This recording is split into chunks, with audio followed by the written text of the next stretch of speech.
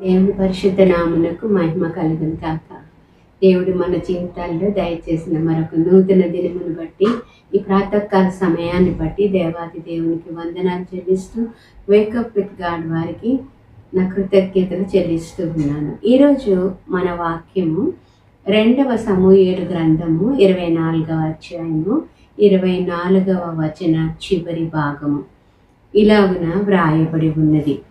వెల ఇయ్యక నేను తీసుకొనిన దానిని నా దేవుడైన యెహోవాకు దహన బలిగా అర్పించను. వెల ఇయ్యక నేను తీసుకొనిన దానిని నా దేవుడైన యెహోవాకు దహన బలిగా అర్పించను. ఇక్కడ దావీదు మాట్లాడుతూ ఉన్నాడు. ఏమనంటే, ఈ మాటలు దావీదు చెప్తున్న మాటలు, దావీదు దగ్గరికి గాదు అనే ప్రవక్త వచ్చి అతను ఎబూసీయుడైన అరౌనా అనే ఆయన యొక్క కళ్ళములో దహన బలి అర్పించాలి అని దేవుడు చెప్తున్నాడు అని దావీదుతో అనగా, ఆ మాట నెరవేర్చటానికి దావీదు ఈ అరౌనా దగ్గరకు వచ్చాడు.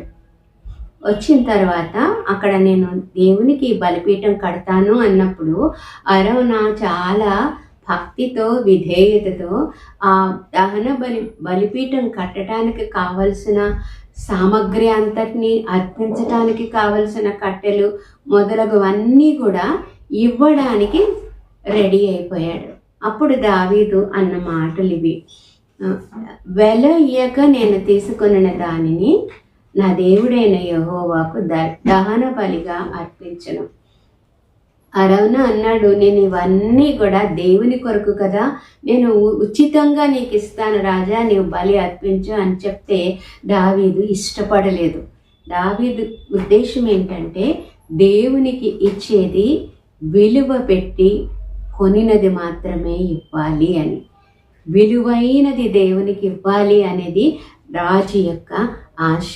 ఈరోజు దేవుడు నీ నుండి నా నుండి కోరేది కూడా, ఆయనకు మనం ఏదైనా అర్పించాలి అని అనుకున్నప్పుడు విలువైనది ఆయనకి ఇవ్వాలి.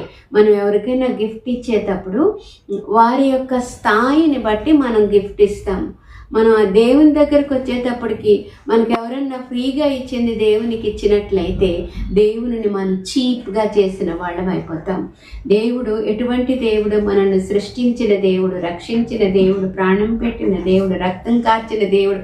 అటువంటి దేవునికి మనం ఇచ్చేది విలువైనదిగా ఉండాలి. కాబట్టి అది ఇచ్చేటప్పుడు కొంత కష్టం కలగాలి, నష్టం కలగాలి, కొంత కోల్పోవాలి. అలాగా చేసి నువ్వు దేవునికి ఇచ్చి అర్పించి చూడు, దేవుడు నిన్ను ఎంతగా ఆశీర్వదిస్తాడో, నీ జీవితంలో నీవే సాక్ష్యం చెప్తావు. అటువంటి కృపలో దేవుడు నిన్ను నన్ను నడిపించను కాక.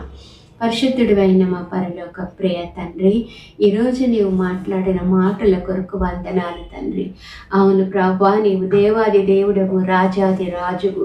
మీ స్థాయికి తగినట్లుగా నాయన మేము అర్పణ ఇవ్వవలసిన వారమై ఉంటుండగా చాలాసార్లు తండ్రి చాలా క్యాజువల్గా మా దగ్గర ఉన్నదేదో ఇచ్చేసి చేతులు దులిపేసుకునే పరిస్థితిలో ఉంటున్నామని ఒప్పుకొని క్షమాపణ వేడుకుంటున్నాను తండ్రి.